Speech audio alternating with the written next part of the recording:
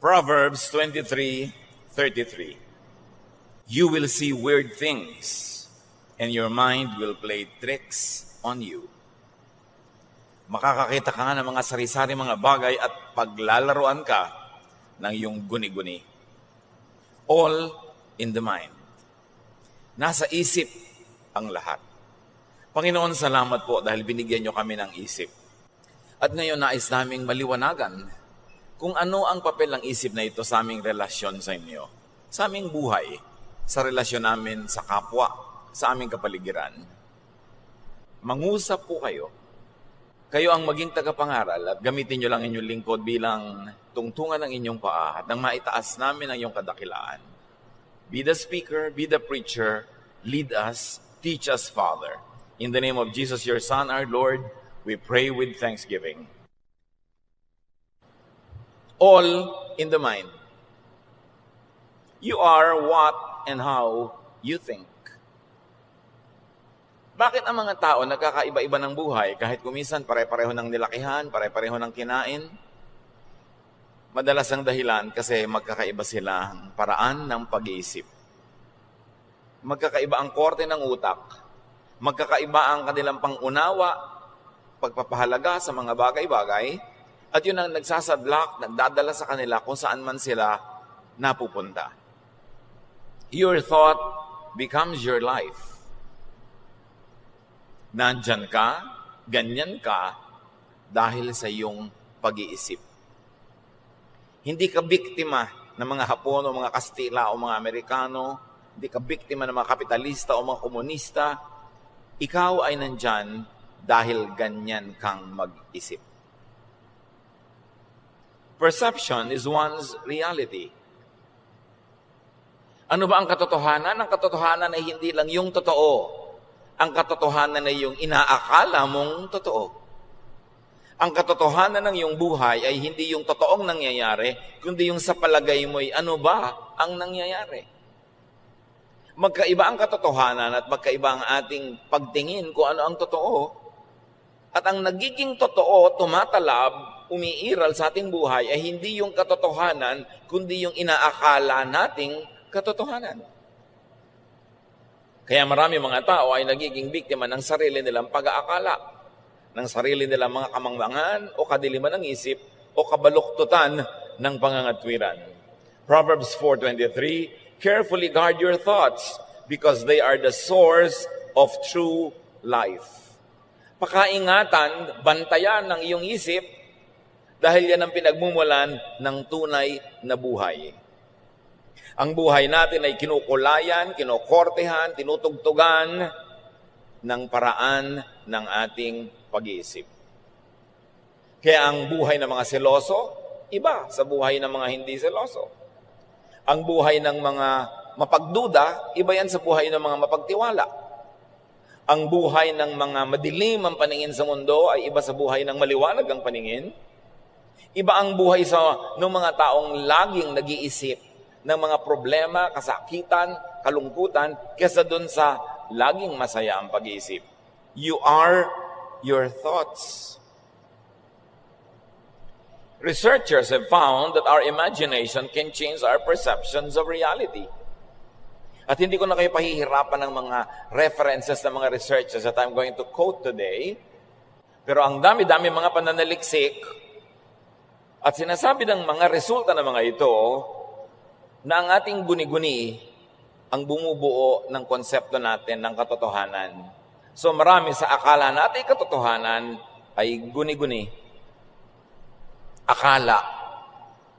Your mind can literally play tricks on you by changing illusions into what seems like reality.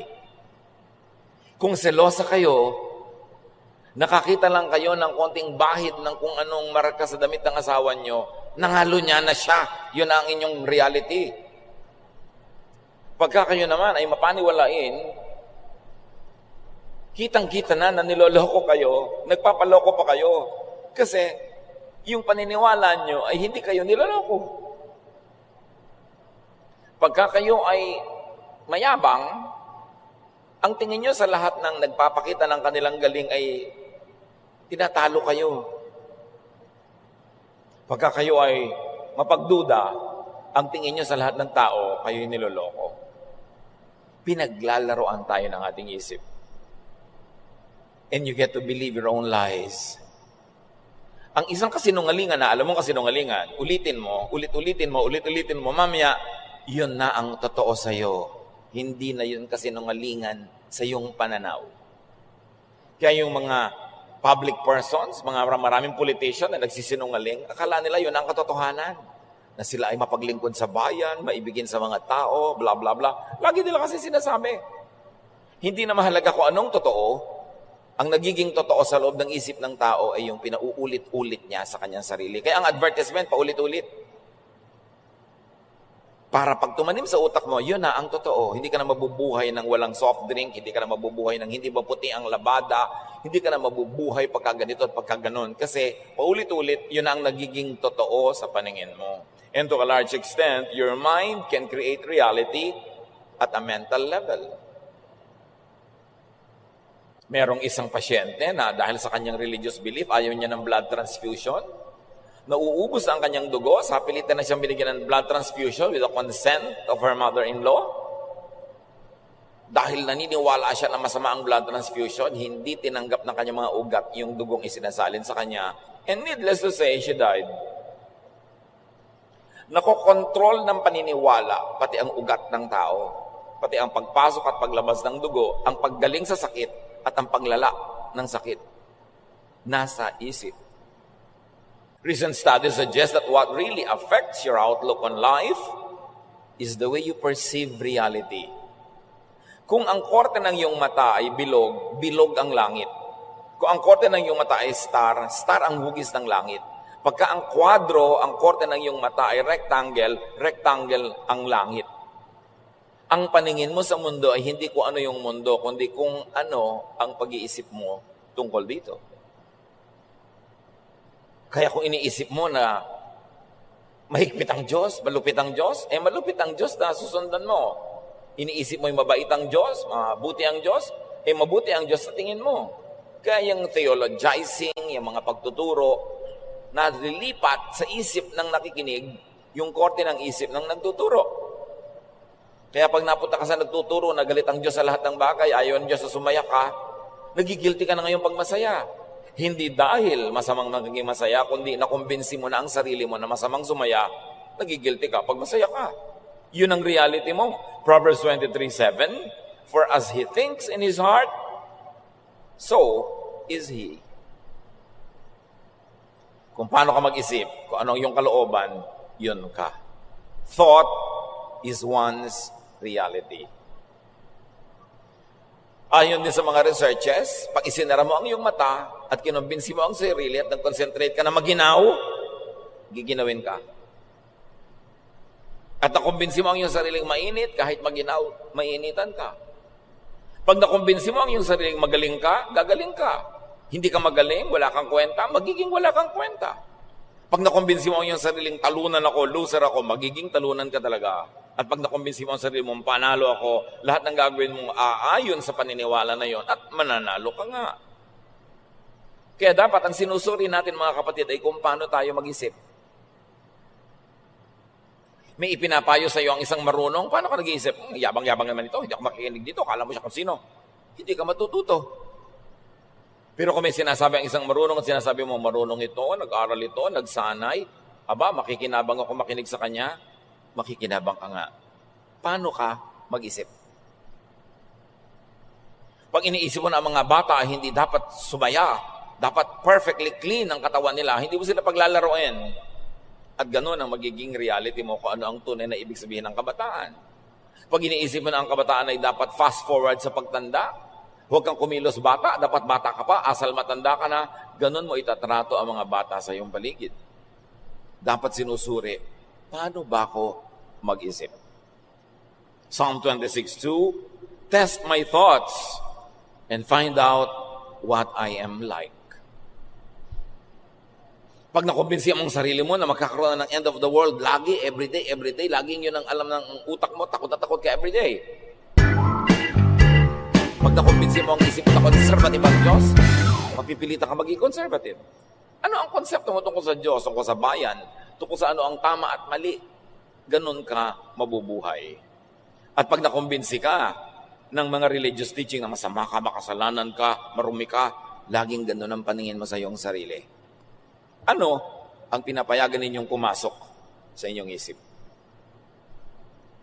Pinapayagan niyo ba ang mga basurero na magtapon ng basura sa inyong bakuran? Hindi.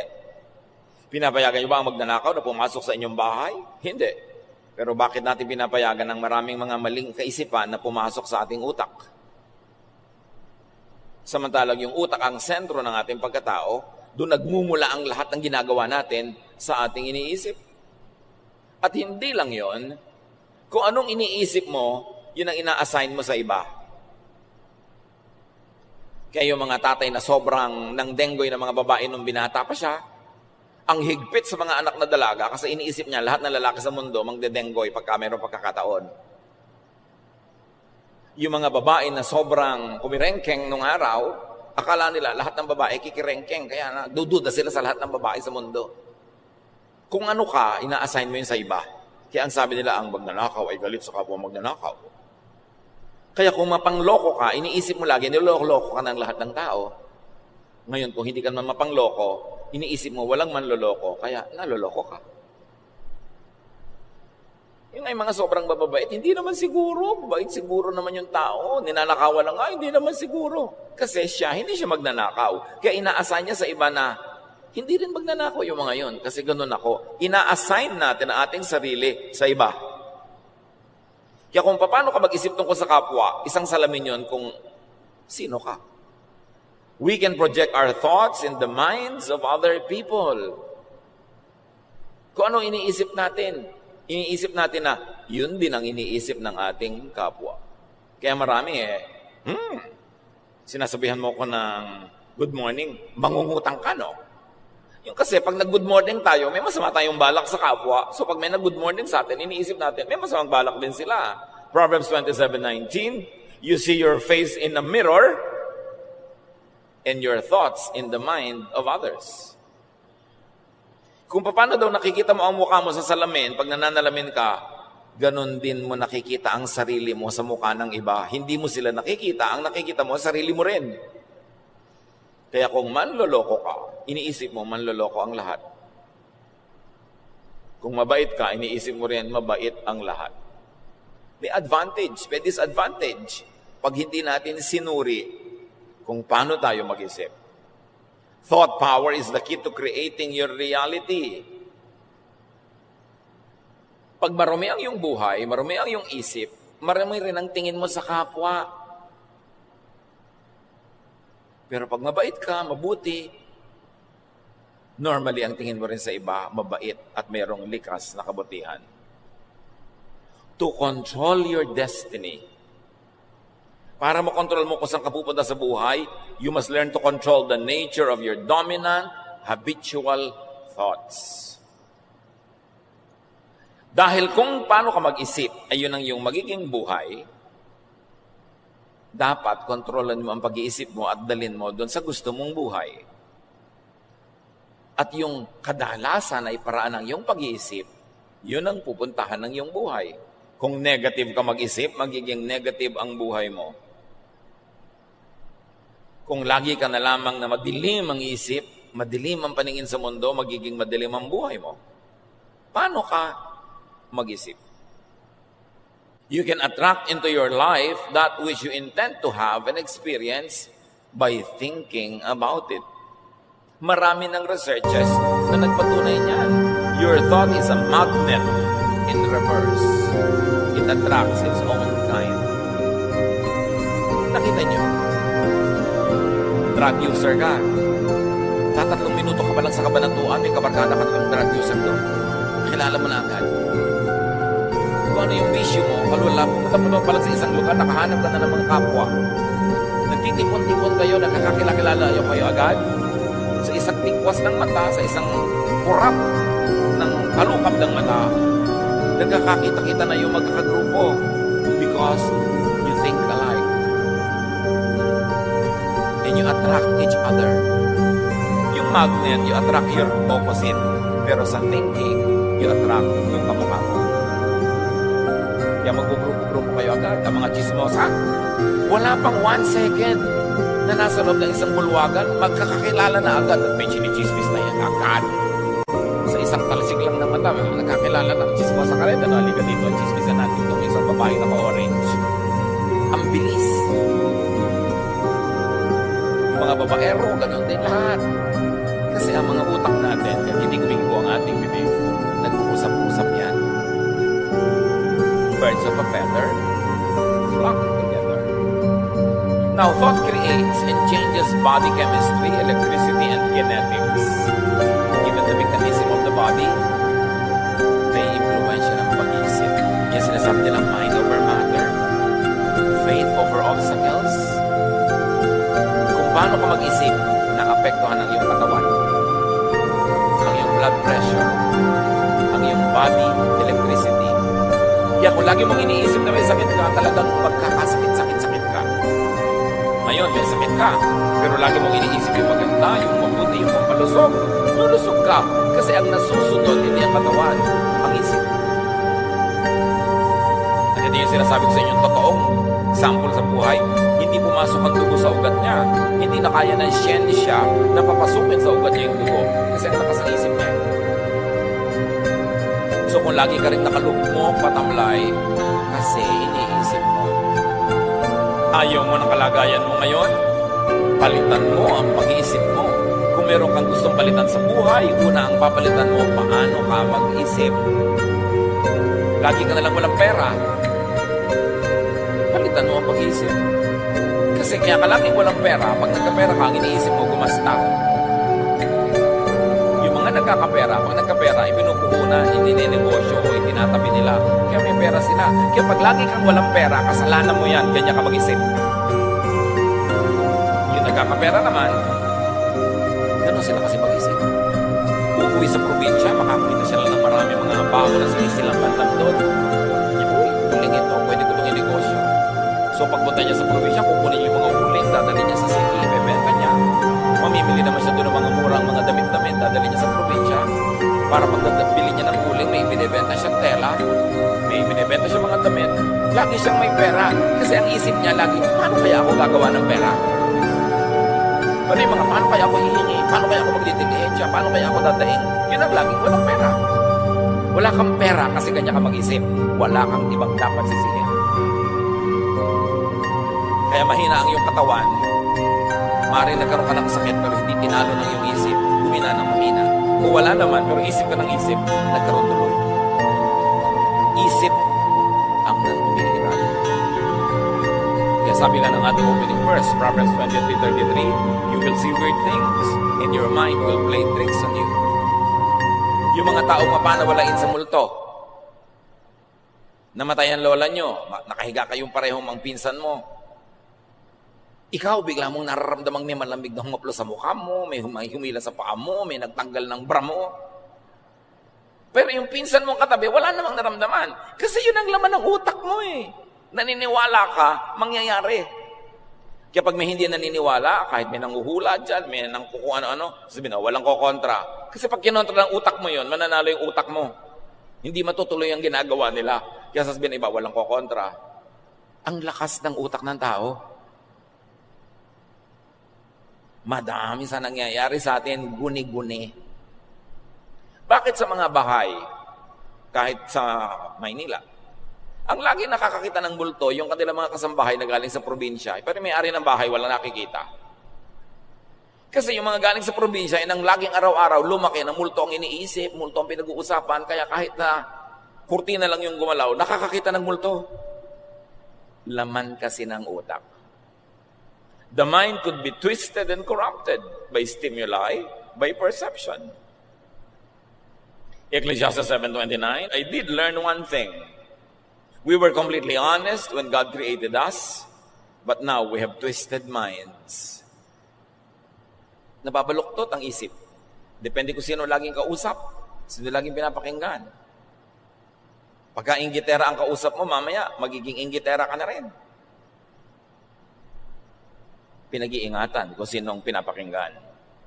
Kasi naglalagay sila ng content ng ating utak. The mind could be intoxicated and confused. Kita niyo yung taong matino pag nalasing, kung ano ginagawa. O kaya, pag kumain, merong biglang aantukin na. Wala na siyang pakialam sa mundo. Kasi yung chemistry, chemicals na pumapasok sa ating katawan, sumasama sa ating dugo, naaapektuhan ang ating pag-iisip. Kaya yung mga mahiyain, pag nalasing, kumakapal. Yung mga hindi makapagsalita, pag nalasing, biglang kung ano sinasabi. Kasi nakokontrol ng chemicals ang kanilang utak. So, ganun yun. Yung utak mo, nakokontrol niya yung blood chemistry mo, kaya kahit na hindi ka kumakain ng asukal, pagka na-stress ka, tumataas ang blood sugar. Pero baligtad din, kung ano rin yung nasa blood mo, makaka-apekto din sa utak mo. Kita nyo ginagawa ng mga tao, mga addict, yung mga under the influence of drugs. Pati 95-year-old lola ginagahasa. Tapos pagka na bumalik sa katinuan, ay nagsisisi. Kasi iniiba tayo ng chemistry ng blood.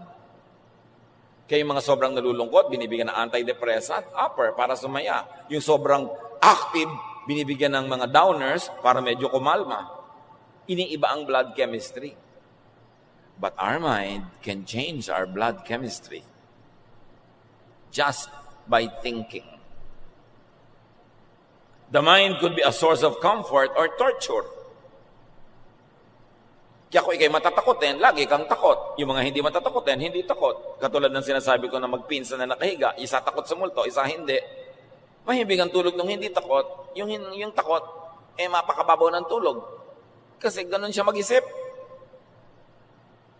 Ano-ano ba pinapasok nating iniideya sa utak ng mga tao, lalo ng bata? Paano natin pinapalaki ang bata? Kasi ang bata, blanco yung utak niya, pero pag tinuruan mo siyang maging racist, maliit ang pagtingin niya sa ganitong tao, ganitong lahi. Pag tinuruan mo siya na maging masyadong dogmatic sa inyong religion, masama na ang tingin niya sa lahat ng ibang religious congregations. Anong inilalaman natin sa isip ng mga tao? Yung mga tao, marami, alam nyo, tortured. Kasi nung bata sila na-torture, nagugulpe, pinapabayaan, hindi minamahal, pinipintasan, nabubuli. Yun ang laman ng utak nila. Kaya buong buhay, tortured sila. May inferiority feelings, overly shy, galit sa mundo, may bitterness. Kaya ang gamot lang doon, palitan ang laman ng utak. Kung puro negative at laso nang pumasok sa isip mo ng bata ka, dapat ngayon palitan mo yan ng laman. Ma-detox yung utak mo para ka gumaling. Pero kung lagi na lang nung bata ako, kawawa ako, nung bata ako, mahirap lang kami, nung bata ako, ganito kami, hindi mo pinalitan yung kaiisip na yon, hindi aalis sa'yo ang mga mapapait na gunita, magiging mapait ang paningin mo sa buong buhay. Ang lahat ay nasa pag-iisip.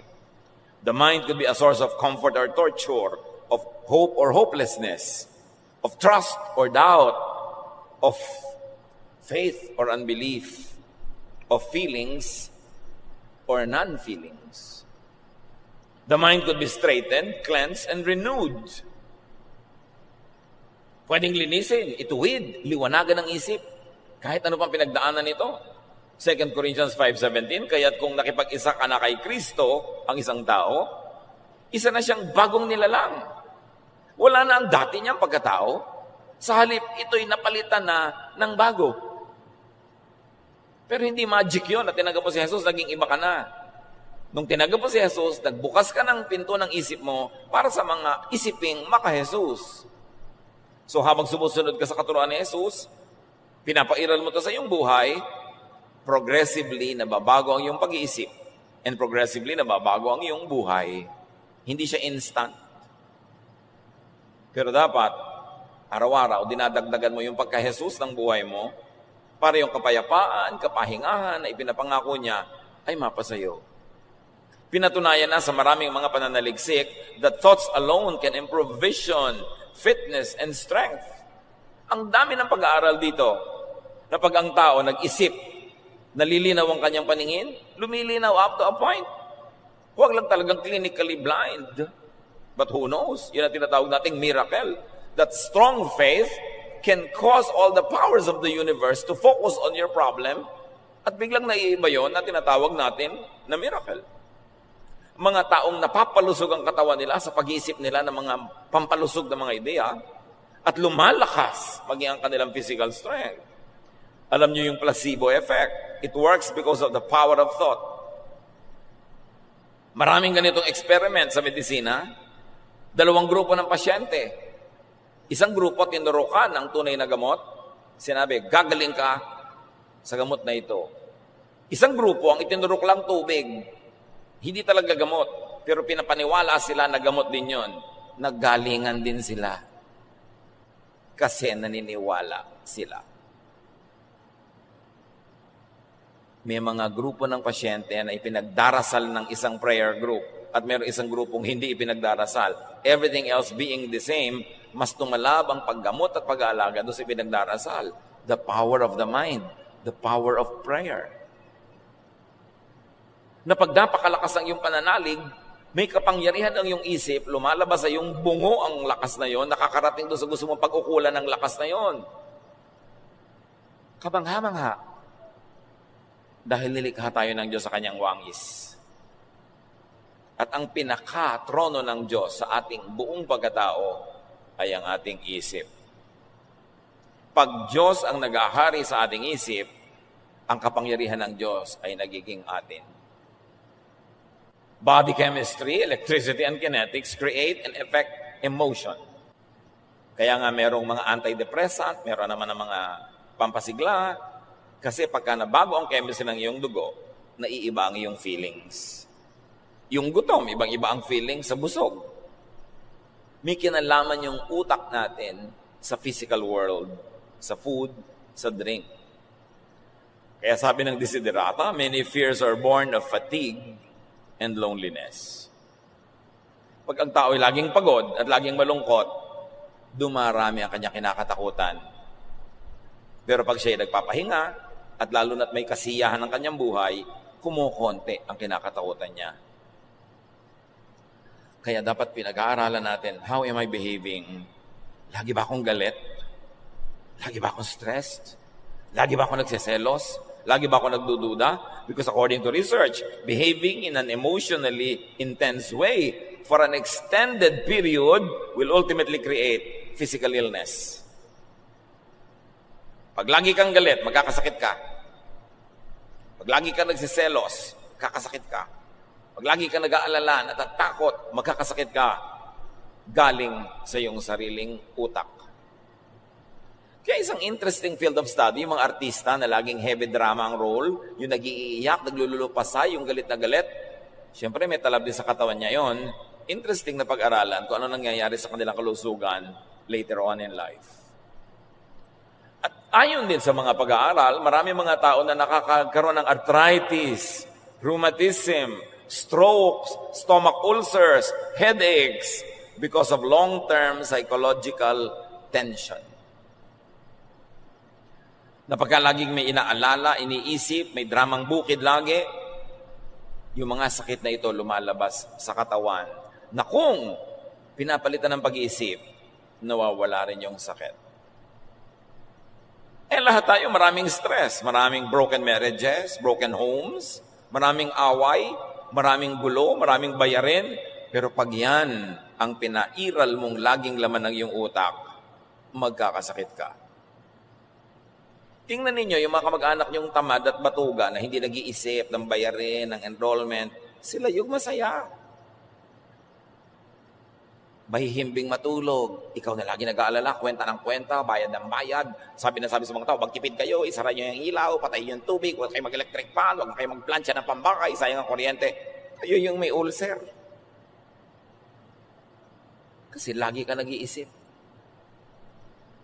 In the fields of neuroscience, yung tungkol sa brain, endocrinology, yung mga tungkol sa atay, mga internal organs, and psychology, sila ngayon ay pinaghahalo-halo ng medisina in a discipline called psychoneuroimmunology. May bago ng ganon. Pinagsama-sama yung tatlong discipline as medicine discovers the precise links between the states of mind, emotional moods, and physical chemistry.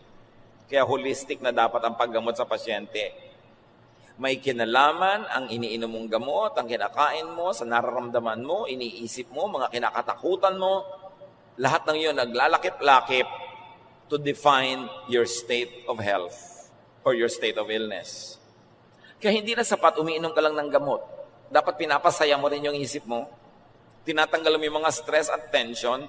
Kasi kahit inom ng gamot, pero lagi kang nagmumura, lagi kang galit, lagi kang natatakot, hindi rin yung tatalab. Kailangan nagkakalakip-lakip yung damdamin, yung puso, yung katawan, physical world, and the spiritual world. To create and change emotion, change your body chemistry, or change your thoughts. Kaya di ba yung galit na galit ka, bilis-bilis ang pintig na yung puso, ang taas ang yung presyon, relax. Relax. Huwag ka magsalita, manahimik ka, uminom ka ng tubig, maiiba ang andar ng iyong katawan. Kailangan ng tao matuto mag-relax. Kahit wala pa yung solusyon sa problema niya, kahit wala pa yung problema niya, dapat magdisiplina ang isip na magpahinga. Kasi kahit naman isipin mo, hindi rin naman nalulutas yung problema. Nadadagdagan lang ang problema kasi magkakasakit. Change the thought, change your body chemistry. Change what you eat. What we eat affects our moods. Titignan din natin yan. Be aware. And because of thought and habits, sabi sa Revelation 22:11, evil people will keep on being evil, and everyone who is dirty-minded will still be dirty-minded. But good people will keep on doing right, and God's people will always be holy. This is because of habitual thinking. Pag naging habit mo na gano'n, magiging gano'n ka talaga, kailangan you break out of that habit. Paikot-ikot lang na parang Ferris wheel ang buhay mo, kailangan tumalon ka, tumabas ka doon para hindi ka paikot-ikot. Cyclical ang buhay. Think into becoming. Think into being something or someone. Yung mga tao may pangarap, madalas yun ang mga tao na naiiba ang buhay nila. Pag ang pangarap ay ginawa nilang plano, hindi lang pangarap. Pag may pangarap na nagiging plano, pag may plano, may gawa, naiiba ang buhay. Kaya tinatanong mo rin sa nanliligaw sa iyo, ano ang pangarap mo sa buhay? Ikaw. Tumigil ka. Hindi natin magkakapirahan ang gawin mo ang pangarap. Ano pangarap mo? Wala kang pangarap. Ayoko sa iyo. Gusto ko yung may pangarap. Gusto ko yung may ambisyon. Because if you fail to plan, you plan to fail. Anong laman ng iyong isip? Decide what you want to be and think towards it. May mga mag-enroll pa lang first year college, ang gusto nila maging summa cum laude, sila yung nagiging summa. Hindi yung walang plano nung graduation, summa ako, walang ganon. Pinaplano yan, pinagtatrabahuan, ginagapak, inaakyat para mangyari. It all begins in the mind. Mahirap kayo, pamilya nyo magkahirap-hirap. Sasabihin ng ibang kapatid mo, talagang ganyan lang ang buhay. Wala tayong magagawa. 30 years later, mahirap pa rin yun. Pero yung kapatid na sinabi niya, ayoko ng ganitong buhay, ayoko ng ganitong tirahan, ayoko ng ganitong pagkain. Yun ang 30 years later, iba ang buhay. Kasi sa isip niya, plano siyang ipinigil. Kailangan, iniisip mo. Ang iniisip mo, napakadalas siyang mangyayari. Bakit? Kasi ang iniisip mo, kahit walang amen. Mark 11:24, everything you ask for in prayer will be yours. If only you have faith. Kasi ang faith, hindi lang naniniwala ako, Lord, bigyan niyo po ako ng magandang buhay. Hindi lang yun naniniwala. May plano yun. Pagagandahin niya yung buhay niya. Kasi ang tunay na faith, pananalig, may aksyon. Hindi lang dasal. So kung tunay ka nagdarasal, Lord, gawin niyo po ako. Gusto ko mag-graduate sa board. Tapos sa ganito, gusto kong makapagtanim ng 5 hektaryang binyahan. Siyempre, may gagawin ka kasi naniniwala kang yun ang maganda para sa'yo. Faith without action is dead. Kaya ang sabi, pag ipinanalangin mo at naniniwala ka, matutupad.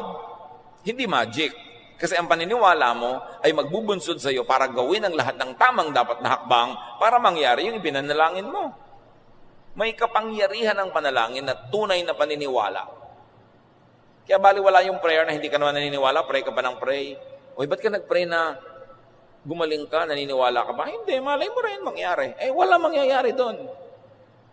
Kailangan kumbinsido ka sa loob ng iyong isip. Kaya yung mga tao na naka-accomplish, umahon sa lusak, na-improve ang buhay, napaganda ang lahat, naniwala yun na pwede niyang magawa yun at gumawa siya ng mga tamang hakbang para gawin yun. Pero yung mga tao walang pagbabago sa buhay nila, yung mag-asawa na kakakasal pa lang, isang linggo, away na ng away, after 1 month, away ng away, isang taon, away ng away, 10 years, 20 years, 30 years, 40 years, away ng away, wala naman kasi sila iniisip na baguhin ang utak nila eh. Yung seloso, seloso pa rin. Yung tamad, tamad pa rin. Yung palaaway pa rin. So away sila ng away kasi wala silang binabago. Kung ayaw mo ng buhay mo ngayon, baguhin mo ang pag-iisip mo tungkol dyan at yun ang simula ng pagbabago. Hindi pwedeng parang lumaglag mula sa langit ang pagbabago. Walang ganun. Pinagtatrabahuhan ang pagbabago. Kaya ang utak natin na mahalaga.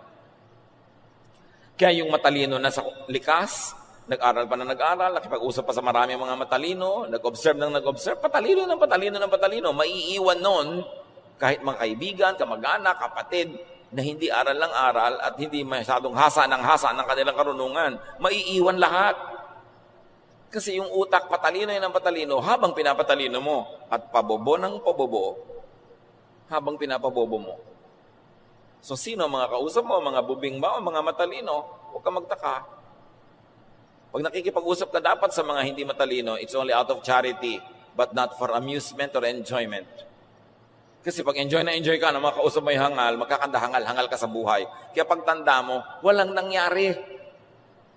At yung mga taong walang nangyari, 5 years ago, 10 years ago, 15 years ago, pag nakita mo, yung pa rin ang utak, wala man lang nakausap na matino yun. Wala man lang nabasang matinong libro, napanood na matinong show. Wala. Kaya yun pa rin at yun ang utak. Nakulong ang utak. Choose what to hear, what to listen to, and what to tell yourself. Pipiliin mo kung sino pinapakinggan, ano ang nakikita, at kung ano ang sinasabi ng utak mo sa sarili mo. Ano sinasabi ng utak mo sa sarili mo? Kawawa ka. Dapat kaawaan ka ng mga tao. Dapat tulungan ka nila. Dapat bigyan ka nila kasi kawawa ka. Magiging pulubi ka. Pero pag sinasabi mo sa utak mo na, hindi ako aasa ng aasa, kahit binibigyan nila ako, tinutulungan nila ako, gagawa ako ng paraan, maghahanap buhay ako, magiging independent ka. Ano ang sinasabi mo sa sarili mo? Kasi yun ang gagawin mo eh. Ecclesiastes 7:21, do not pay attention to every word people say. Pinipili mo ang pinapakinggan. At nakikinig ka na, may salaan pa yung tenga mo para mayroong pinapapasok at mayroong hindi. Pag ang lagi mong kausap ay kakampi mo, yung kamukha mo ng pananalig, pareho kayo ng kagalit, pareho kayo ng kaaway, anong gagawin niyo sa isa't isa? Ilulubog niyo ang isa't isa. Kasi wala nagbibigay ng balance. Dapat nakikinig ka rin dun sa huwag ka na magalit doon, baka naman mali ang iniisip mo tungkol sa kanya. Ngayon, sa kanya ka nagalit. No, dapat nakikinig ka sa ganon. Hindi yung kampi ng kampi sa'yo, kahit ano na lang, lagi mong kakampi. Walang maitutulong sa'yo yan. Hindi ka tatalino. Pag lagi kang kinakampihan.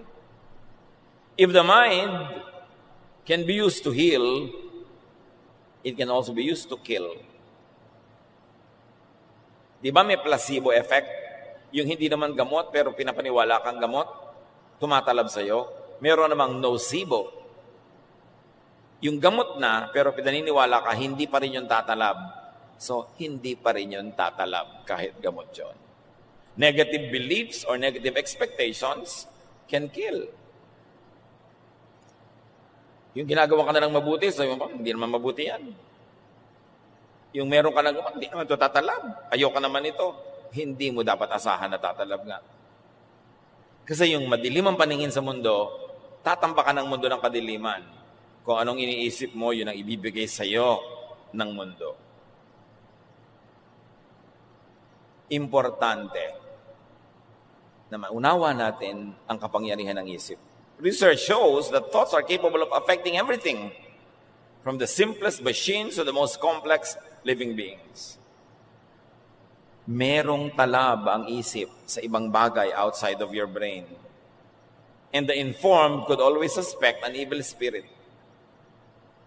Lagi na lang na, ay, may evil spirit, may evil spirit. Yan ang laging tinatakbuhan ng mangmang, laging evil spirit. Bagamat merong totoong evil spirit, pero ang konti-konti ng totoong evil spirit na nangyayari sa paligid, may dahilan yon, may reason yon, may science yon, kung aalamin mo. Kaya yung telekinesis, yung research na napapagalaw ng isang tao, halimbawa yung baso na malayo sa kanya, yung mga mangmang sasabihin agad, evil spirit, demons. No. This wonderful study about the human brain is giving us a lot of proofs that the mind can move even physical things. Eh, di ba ganyan ang mga himala sa Bible? Pag sinabi ng propeta, hindi ulan ng 7 taon, hindi nga umuulan, ang lakas naman ng isip nun na in religious parlance you call faith. Ang lakas ng faith. Pag sinabi ni Jesus na bumangon ka dyan, bumabangon nga pati patay. Ang lakas ng isip. Na ang lakas ng pananalig. Hindi demonyo yon. Huwag kayo laging natatakot sa puro na lang demonyo. Pag kami hindi tayo alam, demonyo. Science could be God's last prophet. Nakikita natin yung mga wonderful works of God in nature through scientific research. Every thought we have is tangible energy with the power to affect even the physical world. At napapatunayan nga yan, tulad ng paulit-ulit kong binabanggit na ayaw niyang tanggapin yung dugo na ipinapasok sa kanyang ugat, hindi talaga pumasok. Researchers have demonstrated that human intention can even affect a variety of living systems such as bacteria, mga daga, mga pusa at aso, pati paglangoy ng isda, naapektuhan ng iyong pag-iisip. Sabi niba, witchcraft. Ayan na naman, yung mga mangmang, laging witchcraft ang pinagbibintangan. May galis ka na, ay, nakulam ka. Galis lang yun. Why that power? Bakit ganon kalakas ang isip ng tao? Because humans are created in God's image. We were created in God's image. There's a bright and beautiful slice of God in each one of us. Kaya ganun na lang ang ating isip. Kaya sabi ni Jesus, everything is possible for those who believe. And why is it possible? Your mind power can move it because you were empowered by God. Hindi yan masama, hindi yan kadiliman. Diyos ang nagbigay para gamitin mo sa tama. Sabi ng Psalm 139:14, I praise you because I am fearfully and wonderfully made. Ang ganda-ganda ng pagkakalikha nyo sa akin, O Diyos. Binahagi na nyo ako, di man ako dapat at karapat-dapat. At yung bahagi na yon sa isip. Mark 11:24, sabi ni Jesus, therefore I tell you, whatever you ask for in prayer, believe that you have received it, and it will be yours. Prayer, faith, mind, power. At hindi yun galing sa demonyo. Galing yun sa Diyos. Because all perfect things come from above, from the Father of lights, who does not change like shifting shadows. Every good and perfect gift is from above. Satan is not a creator, he's only a destroyer. So anything powerful and creative could only come from God. Quantum physics has proven that living things are constant transmitters and receivers of measurable energy. Ang lalim ng researches na bawat living thing may energy and they're connected, interconnected. Kaya yung mga iba, napapatunayan nila na lalong lumulusog ang halaman pag kinakausap. Pag pinupuri, pag minamahal. Pati tubig, kinakausap. Because there's a life in it. At hindi yun witchcraft, hindi dapat nabubuhay ka sa takot. Because God has infused His power in everything that He has created. Kaya tayo interconnected eh. May connection tayong lahat. Yung mga tao na mapag-alaga ng mga halaman, who knows? Kung yung mga halaman, inaalagaan din sila bilang ganti. Ang mga isipin daw, thoughts, are bundles of electromagnetic energy. And new models of consciousness depict it as being able to move beyond physical boundaries like energy does. In other words, thought can move things. Kaya ibang takot na takot sa mga possession, mga demonic possession. Bakit itong taong to? Napapasara niya yung pinto, tinitingnan lang niya, demonyo agad ang pinagbibintangan. Because there are people who are very, very, very tortured inside of them, full of negative energy, full of anger, full of pain, full of sorrow and bitterness, that their thoughts could close doors and scare people and hurt people because they are full of negative energy. Hindi lahat dapat demonyo ang pinagbibintangan. Di ba merong mga ganon? Kumisan yung mga nag-iibigan, alam mo, naisip kita kaninang 2 a.m., iniisip din kita nun. Yung nagkukonekta yung mga isip nyo, yung tinatawag ng iba na mental telepathy, natatakot na naman sila doon. Nakakapaglakbay talaga yung isip mo outside of your utak, outside of your skull. Because we were fearfully and wonderfully made. Si Jesus nga pinabiyahe niya sa bangka yung mga disipulo niya. Naiwan pa siya, nanalangin pa siya. Mamaya, naglalakad na siya sa tubig, inabutan na niya. Nalilipat yung katawan niya from here and there. Lumalampas siya sa mga pader, sa mga dingding. Nakakapasok siya doon sa room na nandun na kanyang mga disipulo at nagtatago. The mind can overcome the physical world. And it's a very tantalizing area of study in medicine. Kung paano sa pag-iisip mo ay matutulungan mong gumaling ang sarili, at kung paano sa pag-iisip mo ng mga nakakalungkot, nakakatakot, ay tinutulungan mo ang sarili mong mabulok, manlumo, manghina. Matthew 7:7, ask, and it will be given you. Seek, and you will find. Knock, and the door will be open to you. At palitan nyo yung ask, seek, and knock with think. Think, and it will be given to you. Think, and you will find it. Think, and the door will be open to you. Prayer, faith, belief, mind power could all be under one and the same umbrella. This is the power of faith and prayer. Faith moves the physical world. Kaya sabi ni Jesus, if you have faith as big as a mustard seed, tell this mountain to lift itself up and it will. Siyempre, isang exaggerated na figure of speech yun. Pero sinasabi niya, kayang pagalawin ng utak mo, ng pananalig mo, pati bundok. Kaya kung tutuusin, 2,000 taon ng Christianity, ang konti pa nang alam natin tungkol sa Diyos at kay Jesus. Kasi hindi pa natin napapalakad yung bundok. Bakit nung panahon ni Jesus, ang daming napapagaling mga disciples, mga patay binubuhay, ba't ngayon wala? What kind of faith was lost? What did they know then that we don't know about now? That the power available to them then no longer seems to be seen anywhere near us now. Yun ang dapat nating balikan. The power of faith, which is the power of prayer, which is the power of the mind. Control thoughts to control emotions. Kaya yung mga tao na napipigil ang kanilang isip, napipigil din nila ang kanilang emosyon. Kahit nalulungkot, hindi sila naglulupasay kasi sa isip pa lang, kinokontrol na nila. Merong mga byuda na bukas, libing ng asawa ko, kokontrolin ko ang aking isip. Hindi ako maglulupasay, hindi ako magngangangalgal ng sobra. Kasi mga anak ko, kasi mga tao. So, bukas, ganun ang behavior nila. Pero pag wala kang ganun plano, minsan kung ano-ano ang pinaggagawa mo. Kaya dapat lagi nating iniisip ang Diyos. Para yung Diyos ang nakatira sa ating isip. At hindi kung ano-ano. Psalm 63:6, I think about you before I go to sleep. And my thoughts turn to you during the night. Ano ang iniisip nyo bago kayo matulog? Siyempre, yun ang mapapagnipan nyo. Meron matutulog na lang, nanonood pa ng horror. Matutulog na lang, magbabasa pa naman kung ano-anong comment sa Facebook na siya ay minumura, pinapagalitan, iniinis. Bakit mo tatambakan ng laso ng isip mo ay matutulog ka na? Gusto mo yun, ang baon mo buong gabi? Sabi niya, my thoughts turn to you during the night. Siya ang dapat isipin. Think of God often. Let God dwell in your mind. Your mind, your thought, is the temple of God. God does not live in temples made by man.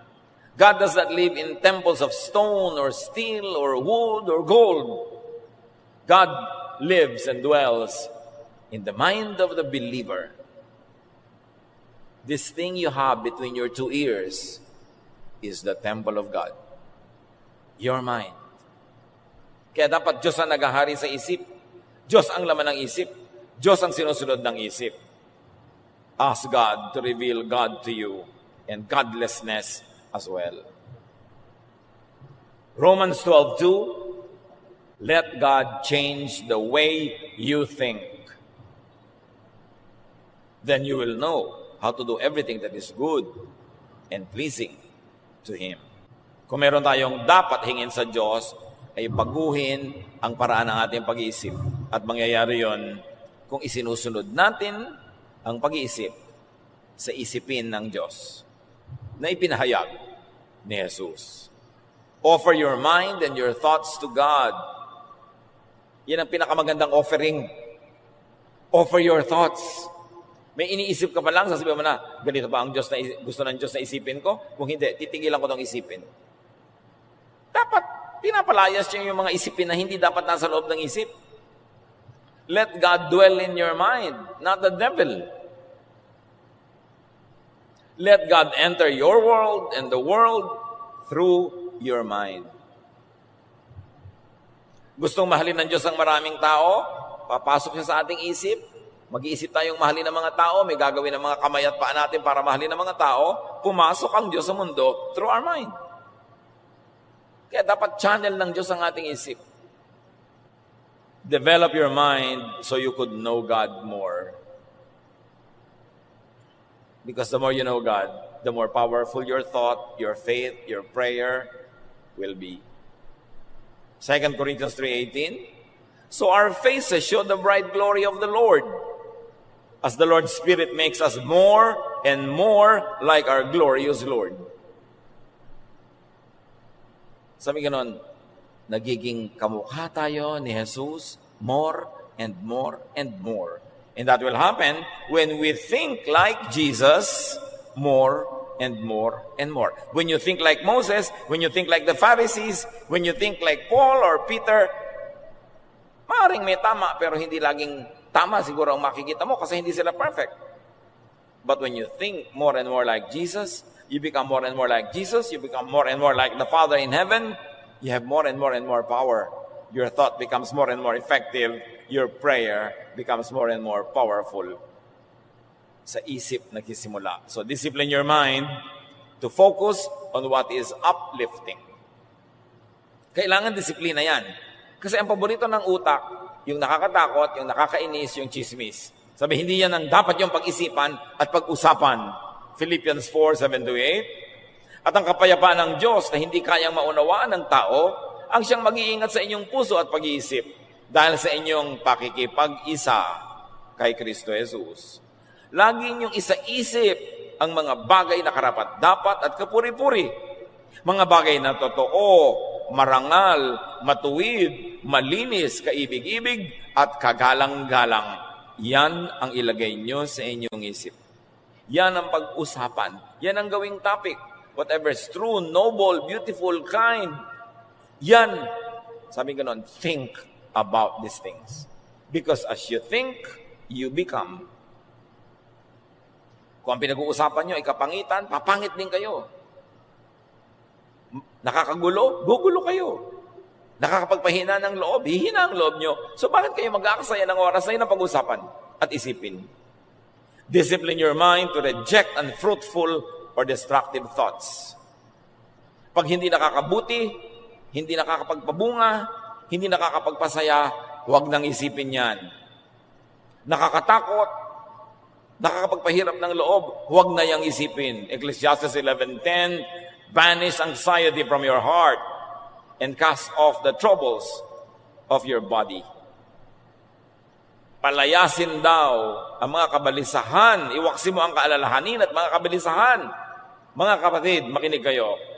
Baligtad ang ginagawa ng marami. Kung ano yung nakakabalisa, nakakapagpaalala, iyon ang laging laman ng isip. So tingnan nyo katawan, may sakit. Tingnan nyo ang buhay, malungkot, iwaksi ang mga alalahanin. Through meditation, habitual thoughts of hatred, anger, and revenge are replaced with intentional thoughts of acceptance, cooperation, unconditional love, and forgiveness. Kaya mabuti nagbubulay-bulay, nagninilay-nilay, nag-iisip-isip, nagme-meditate, nakakapagpabago yon ng isip. Laging ipasuri ang ating isip sa Diyos. Psalm 139, 23-24. Search me, O God, and know my heart, which really means know my mind. Test me and know my anxious thoughts. See if there's any offensive way in me, and lead me in the way everlasting. Siyasatin niyo po ako, O Diyos. Kilalanin niyo ang aking pag-iisip. Suriin ninyo ako at ibunyag niyo ang mga mapag-alala at mapagproblema kung paraan ng pag-iisip. Tingnan niyo kung may mga paraan akong hindi kaibig-ibig. At akayin niyo ako sa paraang maganda, tama, at mainam. Sabi nila, plant a thought, harvest an act. Pag nagtanim ka ng isang iisipin, ang bunga nyon, paggalaw, pagkilos. Plant an act, reap a habit. Pag may ginawa ka, pinuulit-ulit mong ginawa, magiging ugali mo na. Plant a habit, harvest a character. Kung ano ang lagi mong ginagawa at pinapaulit-ulit, magiging gano'n na yung pagkatao. Plant a character and harvest a life or a lifestyle. Kung ano ang karakter mo, yon ang lifestyle mo. It's all begin in the mind. It all ends in the mind. All in the mind. Ang tunay na digmaan dito sa isip nangyayari. Kung matatalo ka o mananalo sa buhay, mabibigo ka o magtatagumpay, lulungkot ka o sasaya, lulusog ka o magkakasakit, sa isip nagkakatalo. Bantayan ang iniisip. 2 Corinthians 10:5, we demolish arguments and every pretension that sets itself up against the knowledge of God, and we take captive every thought to make it obedient to Christ. Ginigiba namin ang lahat ng mga baluktot na pangangatwiran at lahat ng mga pagbabalat kayo na lumalaban sa katotohanan at karunungan ng Diyos, at ipinabibihag namin kay Jesus ang bawat isipin na tumatawid sa aming utak. Take every thought captive to the name of Christ. Ipasakop para sa Jesus ang maghari sa ating isip. At pag nangyari yon, doon matutupad yung pangako niya, come to me, all of you who are tired and heavy laden, and I'll give you rest. Magkakaroon ka ng kapahingahan pag nakontrol mo ang paraan ng iyong pag-iisip. Mayaman ka man, pero yung isip mo, lagi na lamang pag-aalala, feeling mahirap ka pa rin at walang pera. At kahit wala ka masyadong pera, pero yung pag-iisip mo, naturuan mo maging kontento, mapagtiwala sa Diyos, feeling mayaman ka. Alam niyo yung nararamdaman ng tao, hindi sa dami ng laman o kakontian ng laman ng bulsa. Nasa laman ng utak. Nasa utak kung sasaya ang marriage niyo o hindi. Nasa utak kung magiging maganda ang buhay niyo sa pamilya niyo o hindi. Nasa utak kung uunlad ka o hindi. It's all in the mind. Dear Lord, teach us to surrender every thought to the name of Jesus.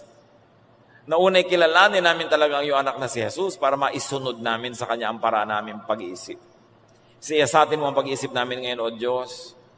Kung meron dito mga kapatid na lagi nag-iisip ng nakakatakot, nakakalungkot, nakakapagpawala ng gana, turuan niyo kaming baguhin ang aming pag-iisip. Maging positive, maging peaceful, maging loving. Pagbulay-bulayan natin mga kapatid sumandali, huwag pagmadalian, pag-isipan kung ano ang kahulugan ng lahat ng ito sa ating buhay at paano tayo mapagpapala ng Diyos sa pagkilala sa katotohanan na ang isip ay ipabihag kay Jesus, hindi sa iba. Lord, as your people ponder the meaning of these words, give us wisdom so that we may apply this in our daily life. Mapag-isa, makipagniig kasama ang Panginoong Diyos.